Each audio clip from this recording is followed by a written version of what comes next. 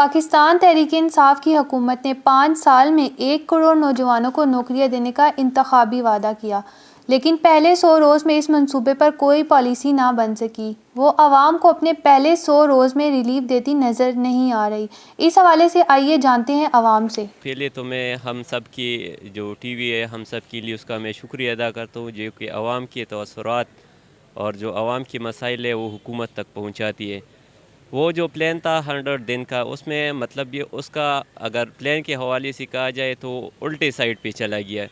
کیونکہ گیس بھی مطلب یہ ہے کہ مہنگا،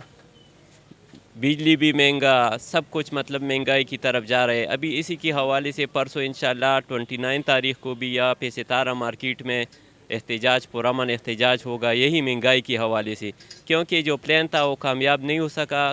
وہ پلان کے خلاف مطلب ساری چیزیں اس کے اگینسٹ چلی گئی ہے۔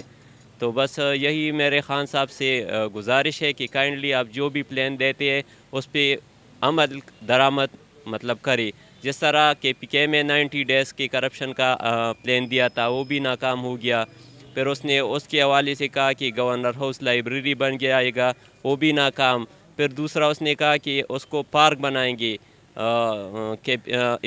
وزیر اعلیٰ ہاؤس، وہ بھی نہیں بن گیا۔ تو مطلب اس طرح جو پلان دیتے ہونا چاہیے کہ وہ اس پہ عمل درآمد بھی کرے، امپلیمنٹیشن کرے۔ اچھا، 100 دن میں ظاہر ہے کہ کوئی بھی انسان ان سے کوئی میریکل ایکسپیکٹ نہیں کرتا۔ 100 دن بہت تھوڑے ہوتے ہیں کارکردگی دکھانے کے لیے، اور ظاہر ہے کہ ان کو ٹائم چاہیے، اس میں ہمیں کوئی مسئلہ نہیں ہے۔ پرابلم صرف یہ ہے کہ جو مجھے یہ لگتا ہے کہ 100 دن میں پاکستان کی جو اکنامک پالیسی ہے وہ کلیئر نہیں ہوئی ابھی تک، اور پالیسی بن جانی چاہیے تھی۔ اس پالیسی میں بہت ساری چیزیں ہیں، مثلا یہ کہ انٹرسٹ ریٹ کیا ہوں گے، ڈالر کا ریٹ کیا ہوگا، امپورٹس کو آپ کس طرح کم کریں گے، کیونکہ اس وقت جو سب سے بڑا مسئلہ پاکستان کی اکانومی میں ہے وہ یہ ہے کہ امپورٹس 60 ارب ڈالر کی ہیں، جبکہ ایکسپورٹس اور ریمیٹنسز 40 ارب بنتی ہیں۔ تو یہ جو 20 ارب کا فرق ہے ڈالر کا، اس کی وجہ سے یہ ساری اکنامک پرابلمز ہیں۔ اگر آپ امپورٹس کو کٹ کر دیں تو یہ مسئلہ خود ہی حل ہو جاتا ہے، نہ آپ کو آئی ایم ایف کے پاس جانے کی ضرورت ہے، نہ آپ کو کہیں سے کوئی اور امداد لینے کی ضرورت ہے۔ تو اس پہ میرا یہ خیال تھا کہ سب سے پہلے یہ امپورٹس کو ہینڈل کرتے، اور اس میں جتنے نان اسینشل آئٹمز ہیں ان کی امپورٹس کو ختم کریں، امپورٹس اپنی 40-45 ارب کے اوپر لے کے آئیں اور اکنامک کرائسس حل کر سکتے ہیں۔ تو باقی ہم نہیں ایکسپیکٹ کرتے کہ 100 ڈیز میں کوئی میریکل ہوگا، وہ انشاءاللہ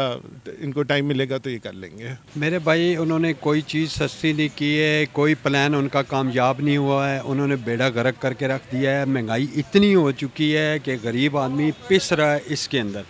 پٹرول کے ریٹ انہوں نے بڑھا دیے ہیں، کاروبار ہے نہیں ہے، مارکیٹیں خالی پڑی ہوئی ہیں، لوگ پریشان ہیں، ٹرانسپورٹ کے کرائے بڑھ چکے ہیں۔ اب مجھے یہ بتائیں کہ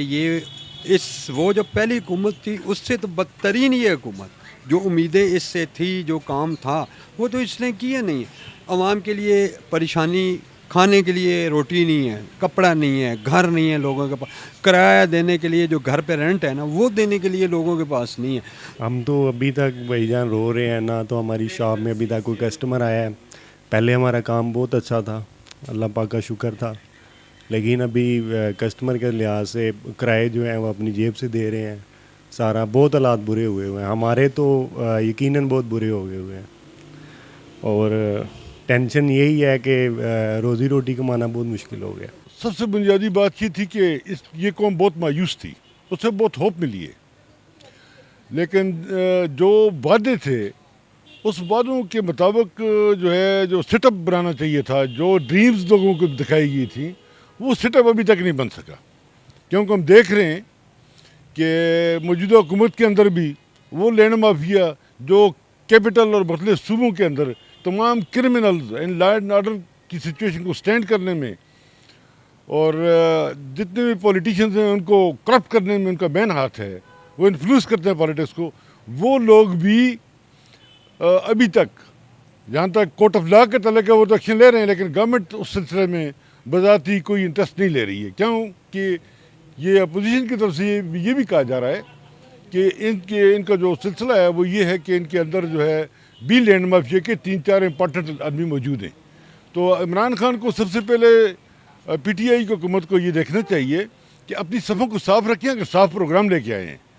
تو جب تک آپ کے پاس وہ پروفیشنل لوگ نہیں ہوں گے،